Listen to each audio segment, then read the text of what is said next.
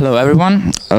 We are here with Radio Bocconi and Tony and Henrik, the members of one of the greatest symphonic metal bands currently in activity, which is Sonata Arctica. We will talk about your upcoming album, your tour, and whatever else may come up. Let's start off by talking about the new album, which is called The Ninth Hour. Can you tell us what does the title mean? What is the concept behind it?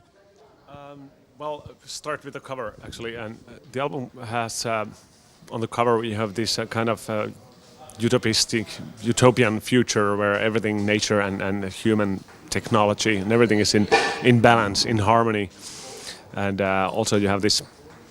Then in the middle you have this hourglass contraption, which also has this kind of knob that we can meddle with, and it kind of represents everything we are doing currently, all the pollution and everything, polluting things and destroying the environment. Eventually, that thing we do will tilt the hourglass in one or another direction, destroying the other possible future. One of the three. One is the utopia that is already there, available for us if we just keep it in balance, everything. But eventually it'll tilt and destroy the other option. Either on the left side you have this dystopian future where nature is destroyed and all is left is human misery and everything bad. And on the right side cup you have only nature. Human element has been erased from the existence, probably by our own actions, and nature has had chance of healing itself, and those are the options we have. We can aim for the utopia and try to save this planet, or then face one of the other option.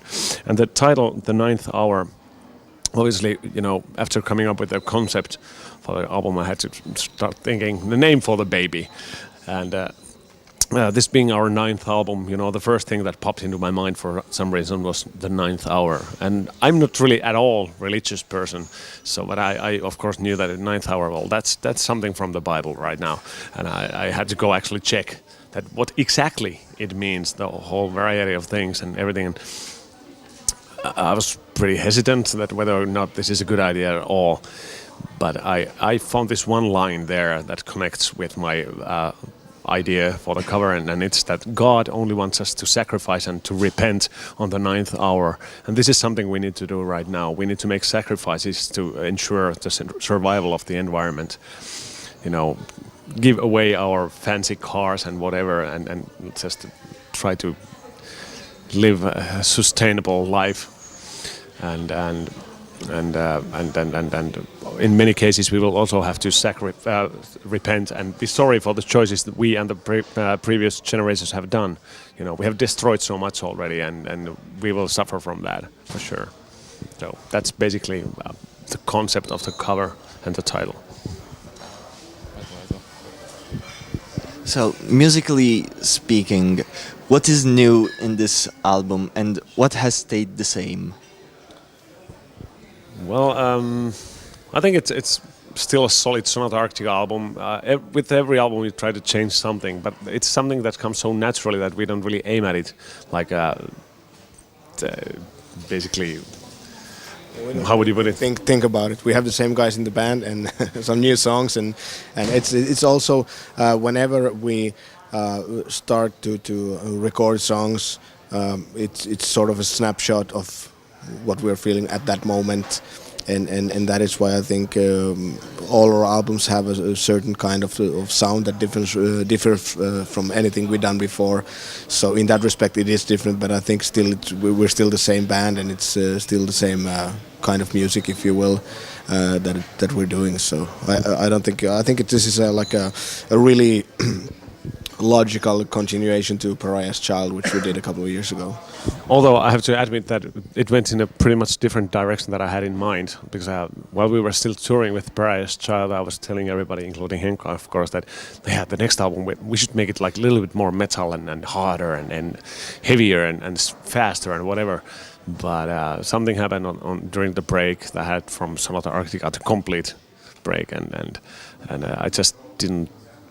I was unable to write those songs that I had in mind, and I thought I would be writing once I got to it, and this is the outcome. It's more calm, aware, maybe in some level smarter album, I think. I don't know. Okay, so talking about the way you compose, the way you write, tell us a bit more about that. What are your influences, maybe other bands which you like and you feel that they influence you, maybe other genres, contaminations? Well, that would be me, probably. So, I listen to like really vast variety of different kind of music styles, and I only have few bands, but I can't say if they have like a huge effect on what I do. Well, there are here and there like one or two songs that I at least hear as this has got like heavy influence from Devin Townsend, for example, or whatever. Like for me, Fly, Navigate, Communicate is like a Devin Townsend-ish song, and then it was like clearly influenced by his works somehow. But I'm not sure if anybody else can actually hear that. But for me, that is the case. But songwriting process is just something I never know what's going to happen. I just kind of start streaming down the songs somewhere. I don't know where they come. Let's just write whatever is coming to me. If I feel like this is going to be a ballad, it's going to be a ballad, and I put it there. And later on, I can change it into a fast song or whatever, and try different ways of approaching the already nice melody and the song structure or whatever. When that is intact, when it's perfect and beautiful, then you can pretty much do whatever you like with it and it'll work. You can make a nice reggae song out of that, or a speedy power metal song, or keep it as a ballad. So ballad form is some kind of a vehicle for me to get the songs out. Oftentimes it's so easy to sit down next to the piano and by the piano and start playing and come up with a beautiful melody lines and just sing, and oh, this is nice structure and everything, and then while you are doing that, you recognize and understand, of course, that this is not going to be necessarily a ballad at all. But sometimes they are. But you know, it's it. Every time I try to find new ways of approaching also the songwriting. Like this time, I was running out of time. Frankly, it was 1 week before the album was supposed to be mastered, and it was mastered for the first time at that time. So. And I realized that I'm still missing completely one song, and I took like my phone and put 20-minute timer on, and blip, started it and started writing a song, and I had 20 minutes to finish this song, or not like finish, but get the idea, basic idea, song structure and melodies and everything ready, and I managed to do that. And it's funny, like 30 minutes after I'd started writing the song, the guys had already MP3 demo of it in email. So sometimes you do things like that. Yeah. Yeah, but of course, you know, I had to write lyrics and everything afterwards and tweak it, like make it as good as possible. But it was in a form that I could call it a song. Yeah. So, what pushed you to pursue a musical career? Was there a person that you idolized and wanted to be like them that inspired you through this period? Well, for me, it all happened naturally somehow. Music chose me, and I didn't really choose music. I just kind of regarded this as a hobby, more or less, and this hobby turned into a career slowly. You know, we got a recording contract, and suddenly I realized that I was still studying, and this I wasn't sure whether or not this is my thing. But eventually, I think it must have been like, while we were recording Silence album, the second album, I realized that, okay, I don't really have time to go to school anymore, which was really unfortunate. I was really close to graduate, but I just had to drop it because of the band. And and I also noticed that I'm actually making a living with this thing, and I don't really have to find another job as long as I can keep up doing what I do. So music chose me, and I think that's the most fortunate way of really getting into the business. If you choose music, it can go wrong in so many different ways. But if music kind of chooses you, it's somehow meant to be, I suppose. Yeah, I got into this by accident or something. I mean, I think I don't remember a time where I have not been able to play at least something, because I played ever since I was a baby or something. So it only came natural, I think, in the way that playing music was always the most exciting thing for me to do, and anything else I did was just to pass the time or just to make a living or something like that. And then, of course, eventually, when I got the opportunity to join Sonata Arctica, after that I didn't have to look back or find a second job or something like that. So it's been there's a lot of small things that fall into place by themselves, and then you wind up sitting here talking about the new album, you know. So it's definitely something that I have wanted, but it just had to be the right moment. In the same way that Tony said that music chose him, it also chose me, and not at the time when I wanted it, but at the time when the time was right. And I think everything has been going exactly the way it should so far. So in your album, you talk a lot about current issues regarding the state of the world throughout all the album. What about the state of the metal scene, in your opinion? Is there a certain maturity now to the symphonic metal scene, or do you think there are more territories to be explored? Where is it going? Where are you going, maybe, with your music? We have no idea where we're going, but yeah, I mean, we don't really. I don't know that either, but thing is, for us, with the amount of work we do, and also being that we live in Finland, which is far away from everything. Yeah, at least personally, I don't really follow any particular scene or stuff like that. I follow a few bands that are friends of mine that you catch up on how things been going when and stuff like that. But it's really with the amount of work that we do and touring and stuff, it's somehow I don't feel that I have the time to try to catch up and see what's going on. You know, so basically my perception of what's going on, it's all related to what we as a band experience and what we see. And if I have some downtime, then I'd rather do something else than more metal. You know, it's enough to do it from the day, from the moment you wake up until you go to sleep. You know, if you have to spend your off time doing that as well, it's getting maybe too much. So yeah, to answer your question, I have no idea.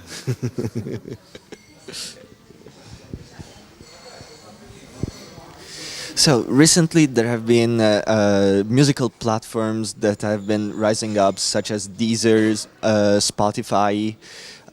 What do you think about these platforms, and has it affected your fan base? Has it grown?